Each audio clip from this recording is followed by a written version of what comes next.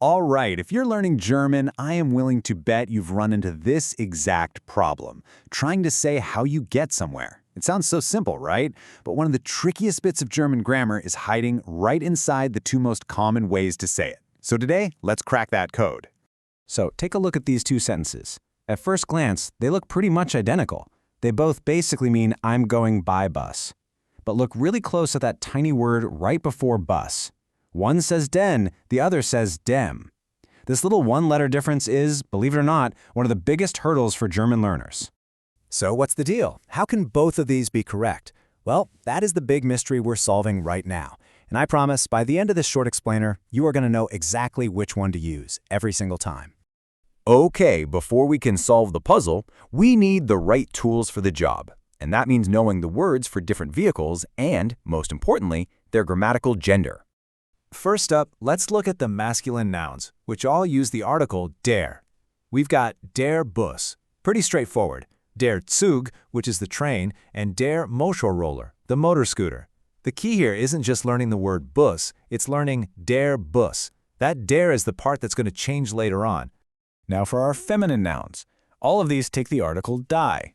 This group includes a lot of the rail transport you'll see in German cities. The U-Bahn, for the subway, the S-Bahn for the suburban train, and the Straßenbahn, which is the tram. And rounding out our vocabulary list, we have the neuter nouns, which all use das. This group has some super common ways to get around. Das Auto, the car, das Fahrrad, the bicycle, das Taxi, and of course, das Flugzeug, the airplane. Okay, we've got our vocabulary down, but here's where we get to the aha moment. The secret to this whole den versus dem puzzle has absolutely nothing to do with the nouns themselves. The real key is hidden in the verb that you choose to use. Our first option is the verb nehmen, which just means to take. Now, think about that for a second. When you take something, that something is the direct object of your action. And in German, the direct object always goes into what's called the accusative case. So whenever you use nehmen, boom, you're automatically triggering the accusative. Now, our second option is the phrase fahren mit, or to travel with. And here, the only word that really matters is that little word mit.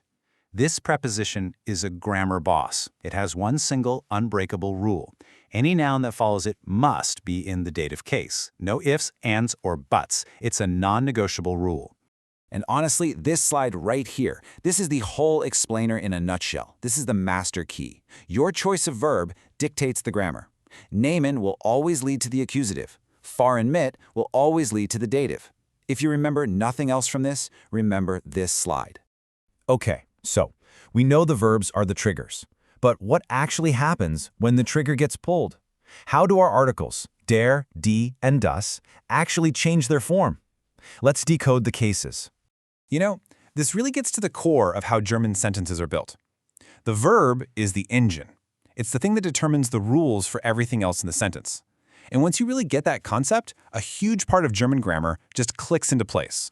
This chart is your new best friend. Seriously, that top row, the nominative, that's the default version of the articles you learned first. Now let's look down at the accusative row. Notice anything?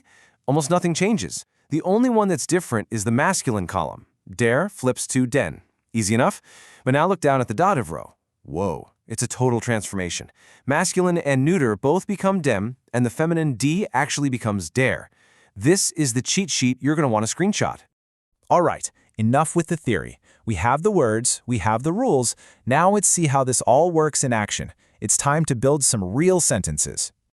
Okay, first up, you want to say, I take the train. The clues are right there for you. The verb is take, so we're using nehmen. And the noun is masculine, der Zug. So what does nehmen do to a der word? Think back to that chart. And there it is, exactly like the rule predicts. The verb nehmen triggers the accusative case, and in the accusative, masculine der becomes den. So the correct sentence is, ich nehme den Zug. All right, new scenario. We want to say, we travel with the tram. Our key phrase here is fahren mit, and the noun is feminine, die Straßenbahn. So what does that little preposition mit demand, and what's going to happen to our article die? Exactly! Fahren mit triggers the dative case, and in the dative, the feminine article die changes to der. So we get, wir fahren mit der Straßenbahn. Yeah, it might seem a little weird at first that die becomes der, but that's the rule.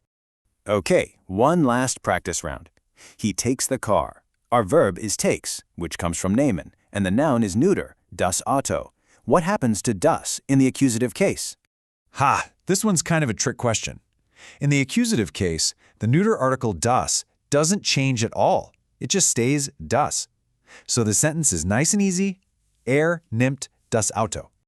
And just like that, you've cracked the code. So let's lock in that new knowledge with the most important takeaways from all this.